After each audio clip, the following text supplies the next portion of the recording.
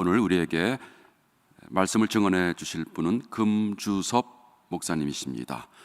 주변부로부터의 선교라는 제목으로 설교 말씀해 주실 때 우리 모두 하나님의 뜻을 깨닫는 귀한 시간이 되기 바랍니다.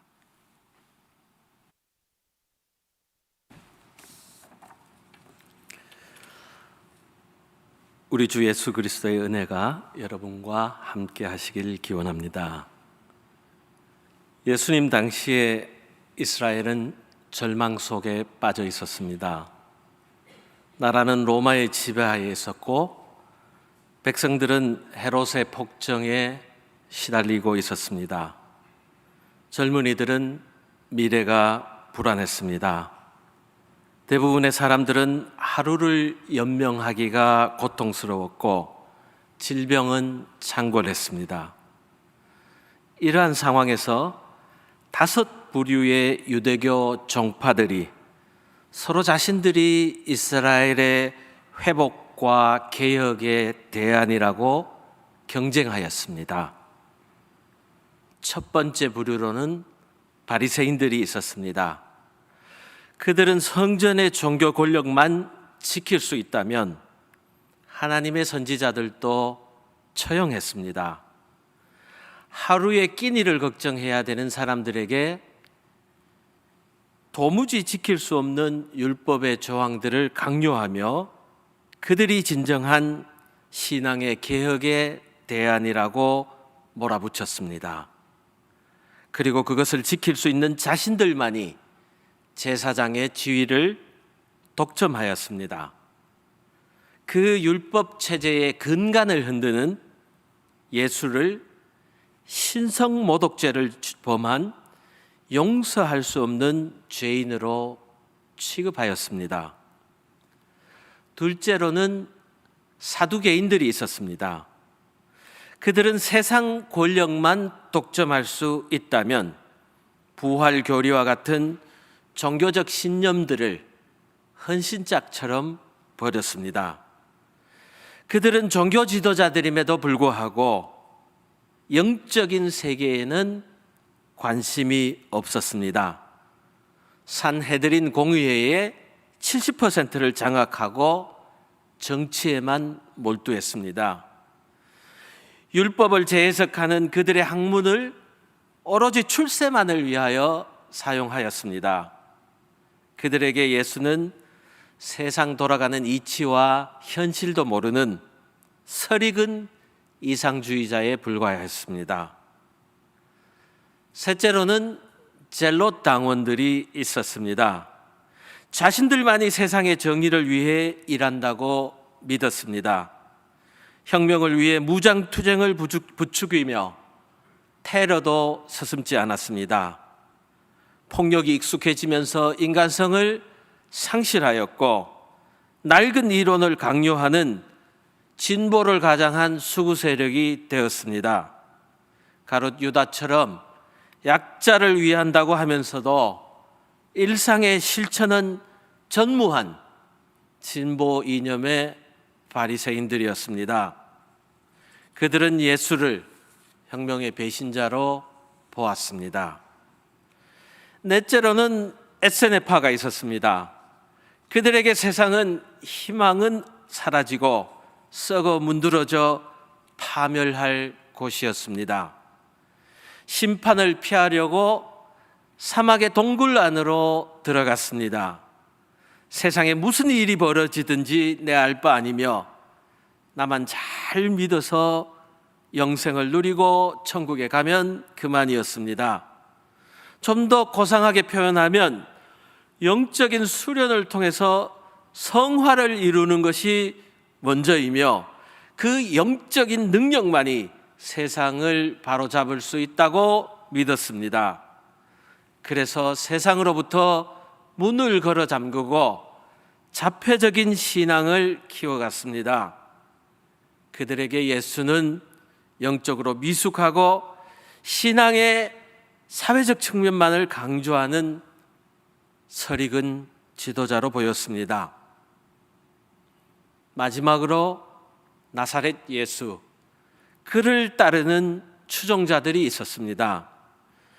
그는 자신을 지극히 작은 자로 보았습니다. 가난한 사람들의 얼굴이 자신의 얼굴이라고 했습니다.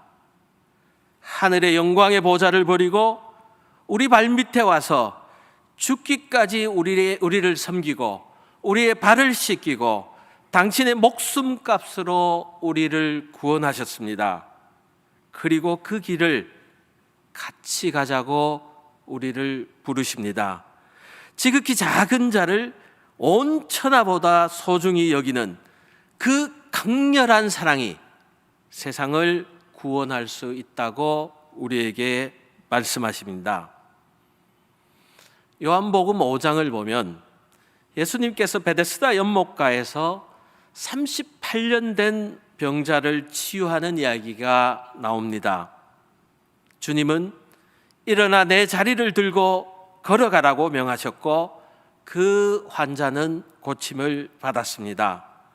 그런데 그날이 하필이면 안식일이었습니다. 요한복음에 의하면 바리새인들이 예수를 죽이고자 음모한 직접적인 계기가 바로 이 안식일의 병자를 고치는 사건, 안식일법의 위반입니다.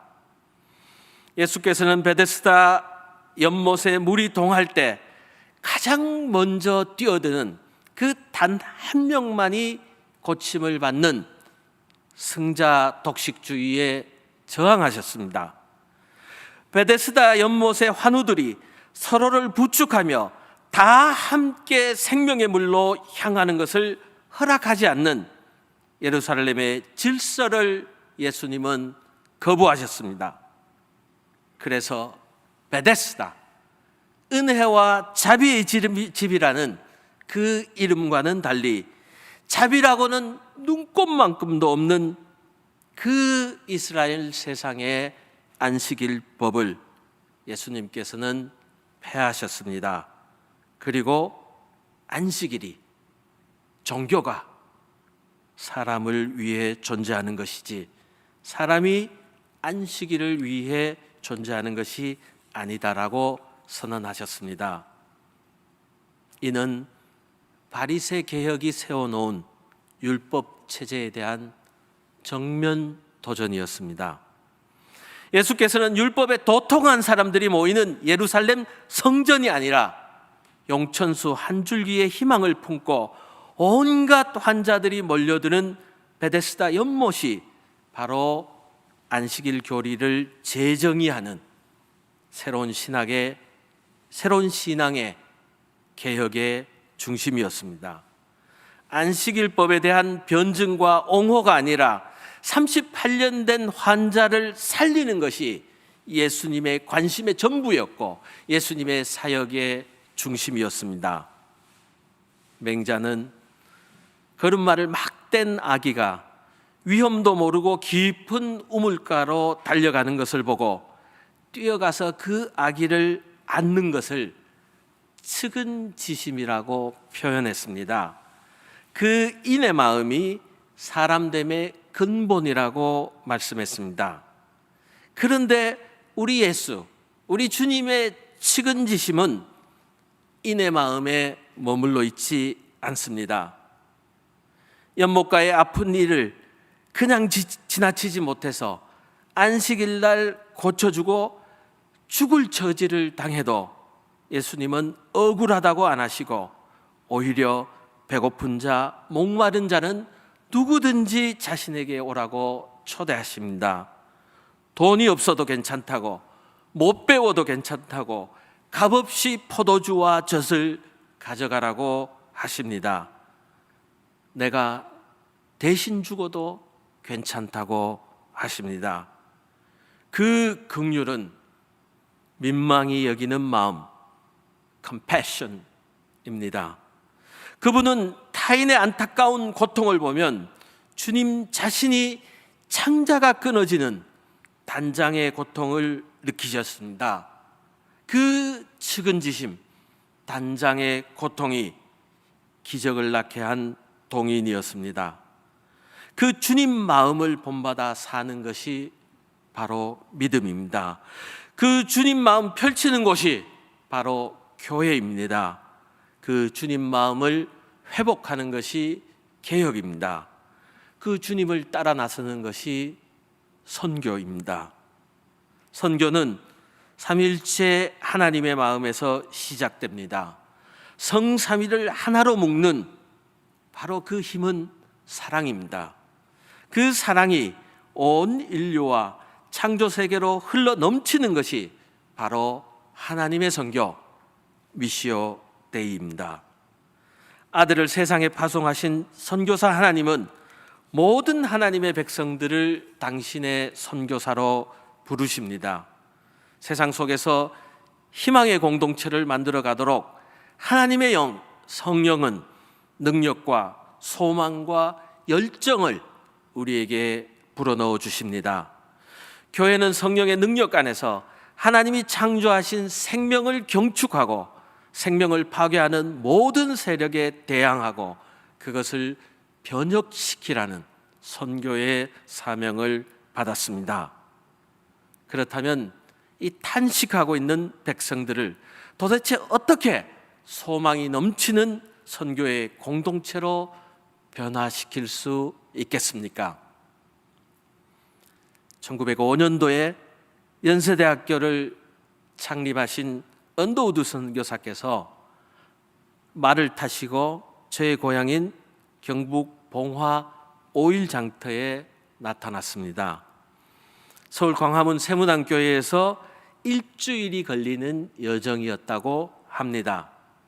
당시에 대한제국 탁지부 재정부 관리로 있던 김종숙이라는 분이 언더우드 선교사님께 자기 고향에도 복음을 전해달라고 간청을 해서 이루어진 선교 여행이었습니다.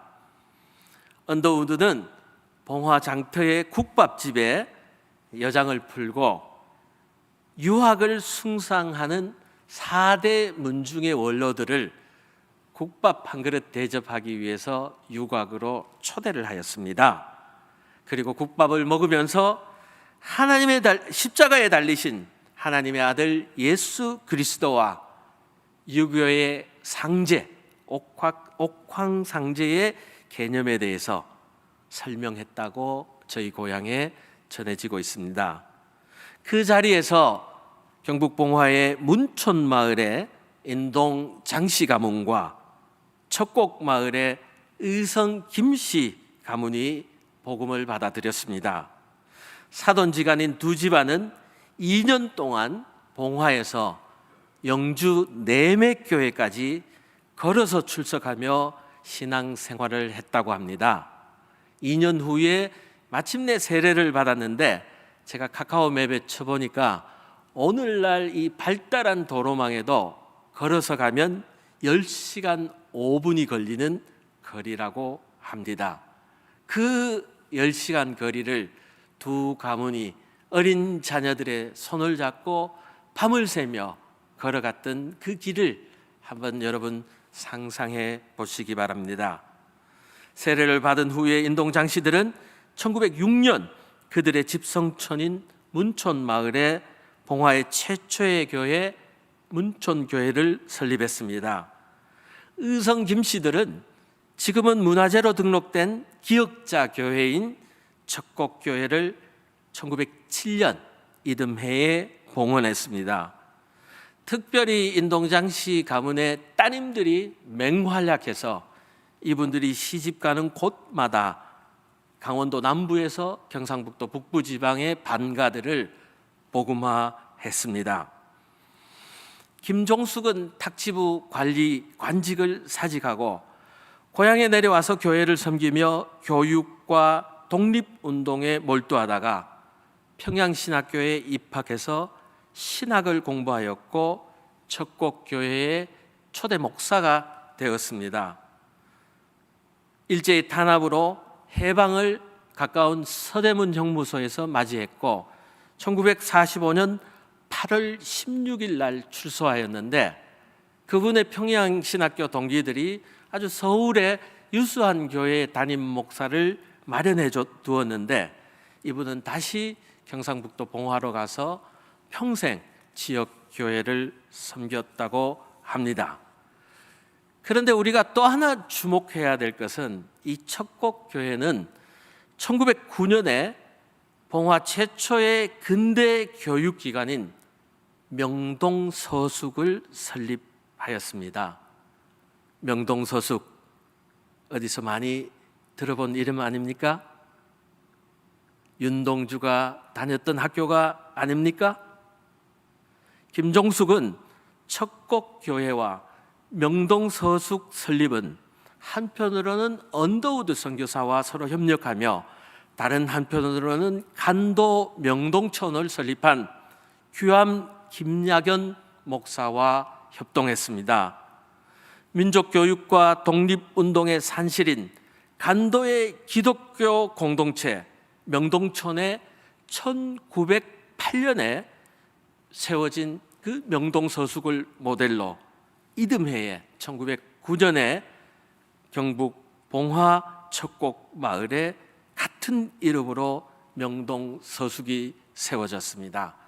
자신의 동생 김종옥을 간도 명동촌에 보내어서 김종옥이 국내 의병운동과 완주 독립운동의 연락책 역할을 했고, 경상북도 북부지방에서 모금된 독립자금을 간도의 독립군에 전달하는 역할을 했고, 명동에서 실험된 기독교 공동체의 모델을, 근대 민족교육의 모델을 국내로 전파하는 그런 전파자의 역할을 김종옥이 수행했습니다.